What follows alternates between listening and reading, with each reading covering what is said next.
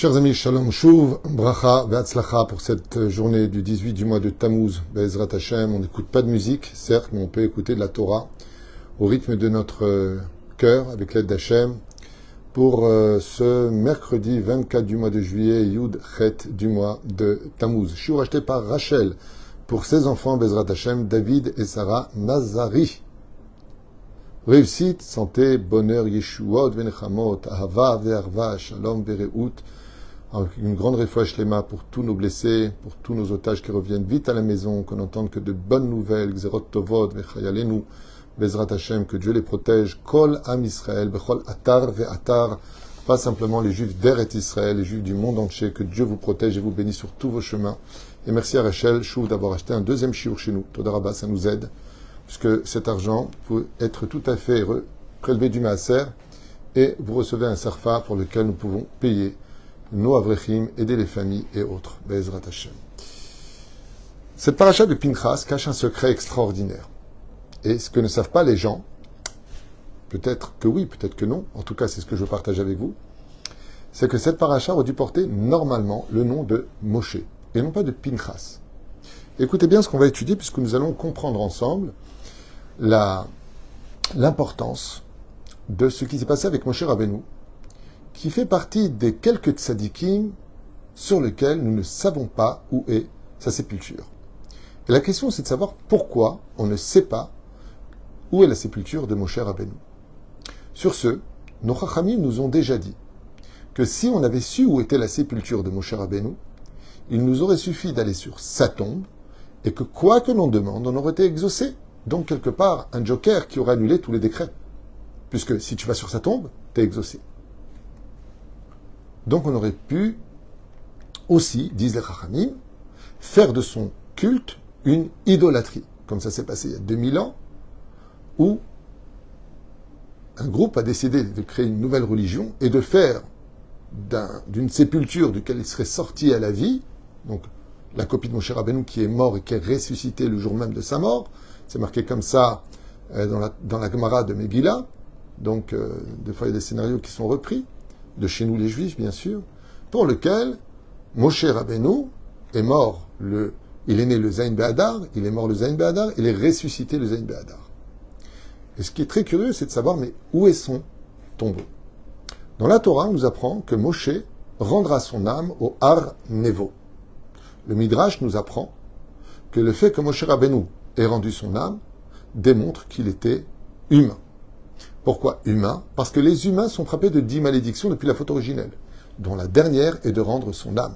Et le Midrash nous dit que Moshe a refusé de rendre son âme, disant qu'il était le plus grand prophète d'Israël et qu'il n'avait pas envie de passer par ce shlave-là, puisqu'il est monté 40 jours et 40 nuits. Il était aussi bien un homme ange qu'un homme humain. Tefillah Moshe Ish à Elohim, l'homme Dieu. Donc, c'est un peu difficile pour Moshe de dire pourquoi d'un coup je descends de grade pour donner mon âme comme tout le commun des mortels. Et Akadosh Baruch Hu lui dit, pour ne pas qu'on fasse de toi un Dieu. Donc, en d'autres termes, mourir et rendre son âme à Dieu est une preuve que tu es un humain, et Dieu ne veut pas d'enfant, fils du Saint-Esprit, pas du tout. Dans la Torah, en tout cas, chez nous, c'est comme ça. Il n'y a pas d'enfant du Saint-Esprit. Il n'y a pas d'enfant Superman. Le Mashiach qu'on attend tous, le Messie, je vous l'affirme, il ira aussi aux toilettes, comme vous et moi. Et la reine, Moshe Rabbeinu cache aussi une autre raison pour cela. Même si le Zohar HaKadosh nous dit où est enterré Moshe Rabbeinu, le Zohar HaKadosh nous dévoile que lui et sa femme sont dans Marat HaMarpela. Comme ça dit le Zohar HaKadosh. C'est un cours qu'on avait déjà refait, c'est marqué dans Chesed l'Abraham, c'est marqué dans beaucoup de livres, qu'en réalité, HaKadosh Baruch Hu a déplacé les corps physiques de Tzipora et de Moshe Rabbeinu et les a placés en secret dans Marat HaMarpela. Aujourd'hui, c'est plus un secret, c'est enseigné dans beaucoup de shiurim. Le Rav Meir Eliyahu aussi en a parlé dans ses shiurim, et bien d'autres rabbanim. Aujourd'hui, c'est-à-dire celui qui étudie le Zohar, chose que beaucoup de gens font aujourd'hui, savent très bien que la sépulture en réalité de Moshe Rabbeinu a été déplacée. Donc ça veut dire quoi quand ils m'ont dit il est revenu à la vie? Bon ilmad beyachad, ensemble, ce magnifique Mahamar que vous retrouverez dans le livre que j'ai dans les mains, qui s'appelle tout simplement Mayana Shel Torah. C'est un livre très connu dans le monde religieux, ceux qui étudient la Torah, beaucoup de rabbanim l'utilisent. Alors écoutez bien ce qui a marqué, Zepashut Yafé Meod. Lama bemet nitatzel Moshe Rabbeinu la rokat zimri. Qu'est-ce qu'on peut reprocher à Moshe Rabbeinu et pourquoi Pinchas, c'est Eliyahu Hanavi Zachor Letov. Pinchas, qui va prendre l'initiative de tuer la débauche aux yeux des enfants d'Israël pour bien arrêter cette épidémie, car comme on l'a expliqué hier dans un show que je vous conseille de voir et de revoir et de partager, hier matin on a fait un show sur justement le domaine de la débauche, combien Dieu sonésima, combien Dieu déteste la débauche, eh bien, Chazal nous disent que les filles que Lama Bemet itatzel Moshe Rabbeinu la roget et Zimri. Celui que Dieu attendait pour agir en conséquence, de mettre un terme à cette débauche, ben c'était Moshe Rabbeinu, le leader. Par exemple, le Shulchan Aruch nous dit que si une personne est malade et qu'il faut l'emmener à l'hôpital, qui est celui qui doit prendre la voiture et les Chalel Shabbat devant tout le monde? Le plus religieux, le rabbin, entre autres. C'est à lui de les Chalel Shabbat, pour bien faire comprendre à tout le monde que l'exemple à suivre, quand il y a un Safek Pikuach Nefesh, quand il y a un doute de peut-être de vie ou de mort, on a le droit d'enfreindre le Shabbat et d'emmener une personne en voiture pendant le Shabbat le plus vite possible pour lui sauver la vie. Chachamim nous disent Lama Behemet Atzel Moshe Rabbeinu la roket Zimri. Pourquoi est-ce qu'il n'a pas agi en conséquence? Kefi shemetzayen à Midrash, Ad sheba Pinchas ve'asazot. Comme le dit le Midrash, comme Pinchas, il a vu que Moshe ne réagissait pas, alors il a réagi. Et donc Pinchas va prendre le salaire de l'éternité, puisqu'il deviendra Eliyahu Hanavi Zachor Letov, qui ne meurt pas, comme Elisha, comme Rabbi Yoshua ben Levi, qui vont monter de corps et d'âme dans le monde futur, dans le Gan Eden. Kefi shemetza Midrash, Ad sheba Pinchas ve'asazot. Allo Zimri eliv meod et Moshe. On sait que Zimri a humilié Moshe en public, comme Korach. Comment? Il veut le fonav et Midianit, Veshal Woto. Qu'est-ce qu'il a fait? Il a porté la fille de Midian, qui était la fille de Balak. Et devant tout le monde, il la touche par la main, chose qui est strictement interdite. On ne touche pas une femme, si ce n'est que ta femme ou ta maman, tu as le droit de toucher, c'est tout. Et à ce moment-là, il l'emmène devant Moshe. Et aux yeux de toute l'assemblée, il crie. Et il lui dit, dis-moi toi, en parlant à Moshe Rabbeinu, est-ce que cette femme est permise? Pourquoi il s'adresse à Moshe Rabbeinu d'après vous? Parce que lui, il a épousé la fille de Yitro, qui est aussi de Midian, qui est aussi convertie. Donc, qu'est-ce que vient faire Zimri? Il vient se moquer de Moshe Rabbeinu. Il lui dit, Batitro mi tirlecha. Alors toi, monsieur le rabbin, tu te permets, mais tu nous empêches à nous. Regardez quelle pourriture d'esprit il faut avoir. Et en public, et bien sûr, tous les autres,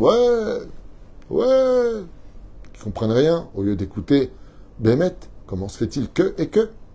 La réponse est très simple.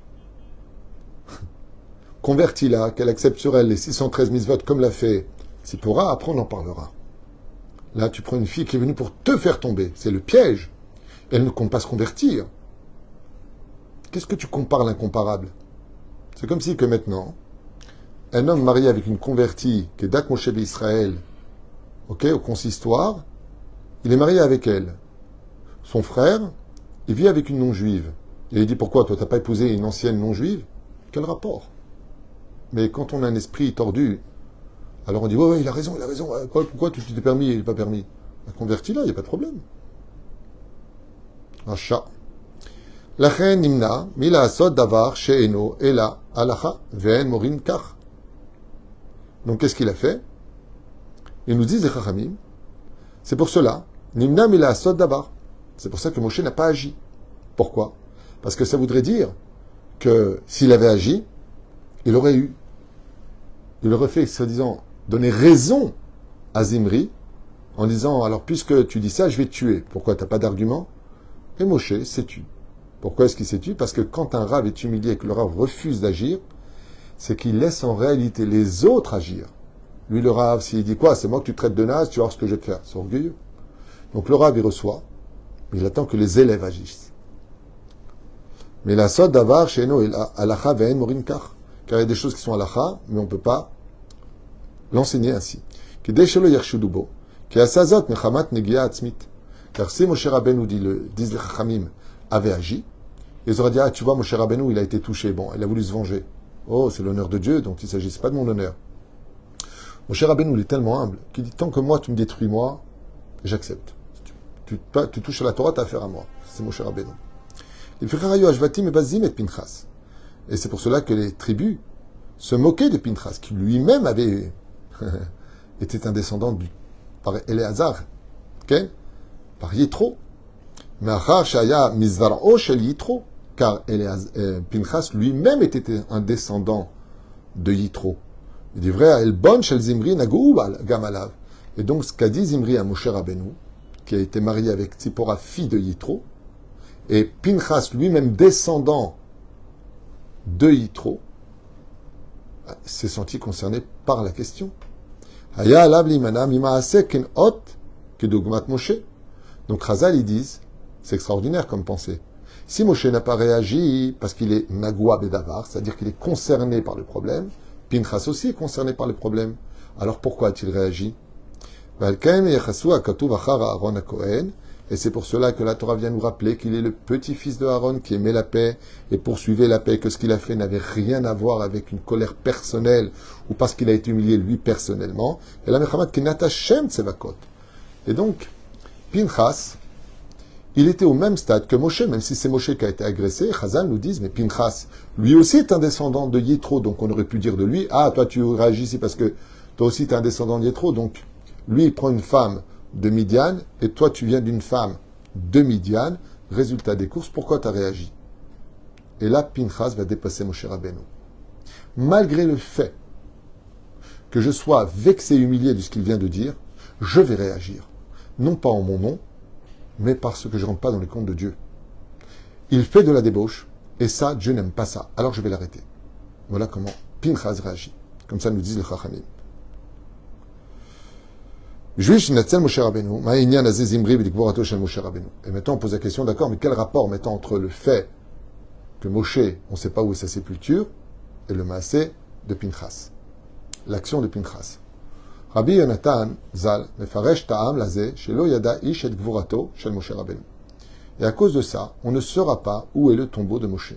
Et pnei shetoranim apikorsim, car les apikoros disent Kilo itachen shaya Moshe Rabbeinu ko gadol kefish katuv baTorah, car ils pourraient dire, les renégats de la Torah, que Moshe n'était pas en fin de compte l'homme si grand que prétend la Torah. Sheken ilou be'emet igia Moshe le madrega eliona kazo, car si Moshe avait atteint un niveau si élevé dans le monde d'en haut, la lot hashamaima, de rester 40 jours dans le ciel, sans boire et sans manger, de parler devant Dieu, panim el panim, keaz mina nimna aya sheyamut kebasar badam ragil. Donc il est évident que pour nous, Moshe Rabbeinu n'aurait pas pu mourir. Un homme d'un tel niveau qui a vécu parmi les anges, comment l'ange de la mort peut avoir une touche sur lui. Alors quoi? Qu'est-ce que disent les apikorsim, les apikoros? Ils disaient alors quoi? Élie Hanavi, il était plus grand que Moshe. Chanoch, qui est monté de corps et d'âme, était plus grand que Moshe. Rabbi Yoshua ben Levi était plus grand que Moshe. Donc, il aurait été convenable que Moshe ne soit jamais passé par la porte de la mort. Et donc, s'il est mort, c'est que c'est un homme comme tous les autres. C'est pour ça que ceux qui luttent contre la Torah concluent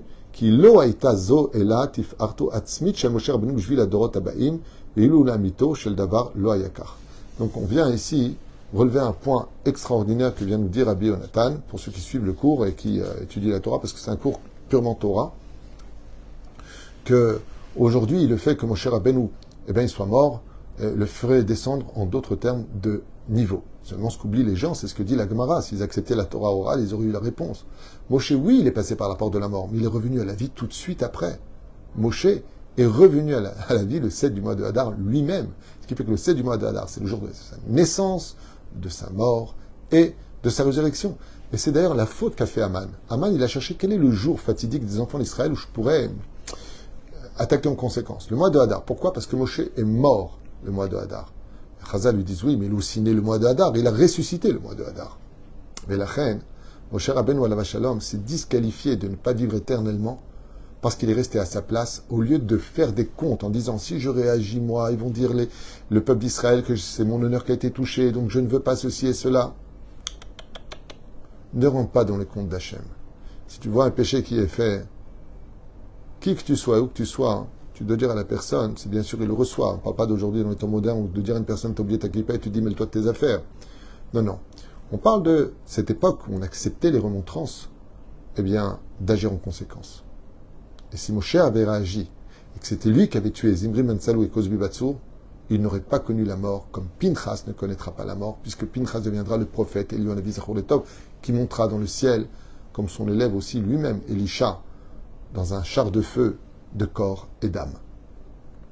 Rien n'est dit comme ça, Ta'anazo, Meguchachat, Vesheken ilu aya Moshe Rabbeinu mezayef, Chalila, Vekotev Batorah Kertzono, mi me'efo aya, Ochro Ketov Ve'emot Moshe.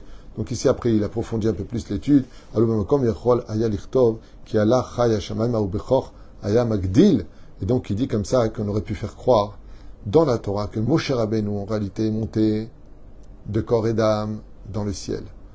Mais la Torah ne veut pas mentir et elle nous annoncera que Moshe Rabbeinu donnera son âme sur le Har Nevo. Et c'est extraordinaire puisque la Torah répond à tout cela. Si on avait pensé un instant que la Torah était fausse, eh bien la Torah leur aurait dit « Ah, Moshe Rabbeinu, en réalité, il n'est jamais mort, il est monté directement dans le ciel de corps et d'âme. » La Torah n'a pas peur de dire la vérité. Non, non, non, non, non. Moshe Rabbeinu, comme Aaron et comme Myriam, sont morts Benishika Tashrina. La Shrina les a embrassés pour les prendre de ce monde. Ils ont rendu leur âme et ils sont morts. Et Moshe Rabbeinu, alav shalom, a rendu son âme dans un lieu précis, le Har Nevo, Nun Bo, au 50e palier, le jour de sa mort, car il était au 49e toute sa vie durant. Le 50e palier de la Bina a été atteint par Moshe Rabbeinu le jour même de sa mort, Har Nevo, Nun Bo. Si la Torah voulait mentir, elle aurait falsifié la mort de Moshe Rabbeinu. Mais elle te dit la vérité. La Torah est vraie.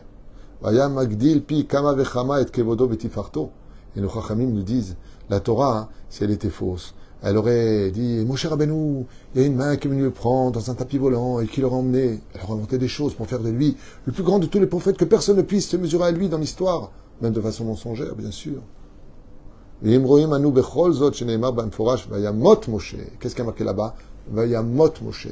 Ici, un clin d'œil pour chacun de nous faire comprendre ce que si Moshe Rabbeinu, celui qui est parti chercher la Torah dans le ciel, a rendu son âme, c'est pour nous apprendre à nous tous l'humilité, qu'on n'échappera pas non plus à cette porte fatidique et fatale pour chacun de nous. Pour qu'on puisse dire de façon claire, Moshe est vérité et sa Torah est vérité. Car la Torah ne cherche pas à tromper, la Torah ne cherche pas à plaire, la Torah ne cherche pas à essayer d'acheter le cœur de qui que ce soit. La vérité se mérite. C'est à toi d'aller vers elle. Ulam kocha shel rayazo ena la yafa ela mishum shelo yada ish et gvurato shel Moshe Rabbeinu sheken ilu yadua aya makom gvurato shuv lo aya yachol chtov ki ala chay hashamayim ha'achar shakadosh baruch hu aya mochach et haefer. Et donc on ne sait pas d'un côté, pour l'honneur de Moshe Rabbeinu, où est son endroit de sépulture. On ne sait pas. Pour faire comprendre que Akadosh Baruch Hu a pris Moshe Rabbeinu parce qu'il devait le prendre comme un exemple, et puis parce qu'il n'a pas réagi ici, à la place de Pinchas, Dieu attendait que Moshe réagisse, et c'est Pinchas qui a réagi, et donc Moshe rendra son âme, ce qui n'est pas le cas de Pinchas, même s'il y a une marque là-dessus. Lo yada ish et gvurato, mais avera yamuveket la mitata shel Torah de Moshe Rabbeinu. Ainsi donc la Torah vient nous faire un clin d'œil sur ce massé extraordinaire de Pinchas, qui a mérité la vie, Menatatelo Beriti Shalom, ou Zaro Aharav, il lui donnera la Kiuna, parce qu'il a réagi sans faire de compte. En fin de compte, 2 fois Moshe Rabbeinu va réagir avec son intellect, et 2 fois ça lui coûtera. La première fois en tapant le rocher avec le bâton, en disant, oui, mais si je tape le rocher, il a fait des comptes, si je parle au rocher, il a fait des comptes, alors je préfère le frapper. Dieu t'a pas demandé de le faire, dommage. Tu viens de faire passer ton intellect avant le commandement divin. Et la deuxième fois, Moshe fait une erreur, c'est dans cette paracha, où en ayant travaillé son humilité avec son intellect, en disant, alors si je suis touché, si je réagis, qu'est-ce qu'ils vont dire que moi je me venge, parce que personnellement j'ai un ego, je ne réagis pas. Et bien Chazal nous dire dommage. Pinchas était dans le même cas que toi, lui aussi est un descendant d'une femme de Midian, et pourtant il a réagi. Ainsi donc, arrête de réfléchir. Quand Dieu te demande quelque chose, mitzvah la asot. N'attends pas de comprendre, n'essaie pas d'analyser. fais d'abord, et après, Bezrat Hashem, la mitzvah, tu as le droit de poser des questions, à savoir, pourquoi est-ce qu'un homme doit mettre des tefilines? Pourquoi on ne peut pas toucher pendant Shabbat à la télévision ou autre chose? Pourquoi ceci, pourquoi cela? N'attends pas, Chaz v'Shem, d'avoir tes réponses par ton intellect pour enfin nourrir ta Emouna. Mais laisse ta Emouna grandir dans la simplicité de l'esprit pour ensuite avoir des réponses à toutes tes questions. Sinon, eh bien, le symbole de la mort, c'est-à-dire que ta Torah finira par mourir tôt ou tard, parce que le jour où tu ne comprendras pas, alors tu arrêteras. Et c'est pour cela que d'un côté, Moshe Rabbeinu, il a un pseudo-salaire, c'est que personne ne sait réellement où est son tombeau. Le Zohar, il dit qu'il a Marata Marpella, il y en a qui disent qu'il a Névo, il y en a qui disent qu'il est revenu à la vie, peu importe toutes ces déotes. Ce qui est sûr, c'est que jusqu'à aujourd'hui, tout comme on ne peut pas aller dans la sépulture ou sur la sépulture, le tombeau de Eliyahu qui est Pinchas, de la même façon, au niveau des résultats, on ne peut pas aller sur le tombeau de Moshe Rabbeinu, même si d'un côté Pinchas n'est jamais mort, tandis que Moshe Rabbeinu, lui, a goûté au ta'am de la mort. La reine Bezrat Hashem, Shiniske, la vine de ce merveilleux passage de ce parachat de Pinchas, qu'en réalité c'est le nom de Moshe qu'on aurait dû lire, mais Moshe a fait des calculs là où il ne fallait pas en faire, et Pinchas n'a pas réfléchi. Il est rentré pour l'honneur de Dieu, même s'il était concerné par le sujet. Baruch Adonai L'Olam, Amen, Amen. Une grande réussite, Bezrat Hashem, de cette étude, qui j'en suis certain, ne parle certainement pas à tout le monde, parce que c'est une étude de texte, Bezrat Hashem, David et Sarah Nazari, à qui on souhaite tous les bonheurs du monde, et Bezrat Hashem de se renforcer dans la Torah et l'Emouna sans l'intellect. Et une fois que tout est accompli, on a le droit de poser des questions, on a le droit de comprendre, d'analyser et d'améliorer. Baruch Adonai L'Olam, Amen, Ve Amen.